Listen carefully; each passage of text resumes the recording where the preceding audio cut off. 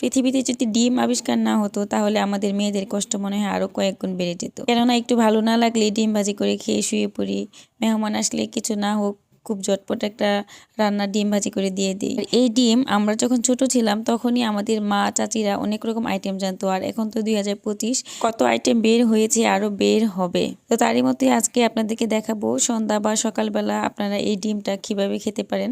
আগে তো শুধু সিদ্ধ ডিম আমরা এমনি খেয়ে ফেলতাম লবণ দিয়ে, আর আজকে হচ্ছে আমরা ডিম খাচ্ছি আমার দেবরের রেসিপি অনুযায়ী। তার এভাবে খুবই ভালো লাগে, এর জন্য আমাদেরকে এভাবে বানিয়ে খাওয়ালো। তার জন্য প্রথমে হচ্ছে ডিমটা সিদ্ধ করে মাঝখান থেকে একটু চিড়ে নিতে হবে, আর সাথে কিছু মশলা লাগবে। এর জন্য পেঁয়াজ, কাঁচামরিচ, ধনিয়া পাতা আর তার সাথে একটু সরিষার তেল ভালো করে মিক্স করে নিতে হবে। এখন হচ্ছে মাখিয়ে নেওয়া মশলাগুলো ডিমের মধ্যে দিতে হবে একদম ফুচকার মতো। আর এই ডিমটা কিন্তু খেতে অসাধারণ লাগে, আপনারা একদিন ট্রাই করে দেখতে পারেন ডিমটা কতটা মজা লাগে। এই ডিমটা এক একজন এক একভাবে খায়।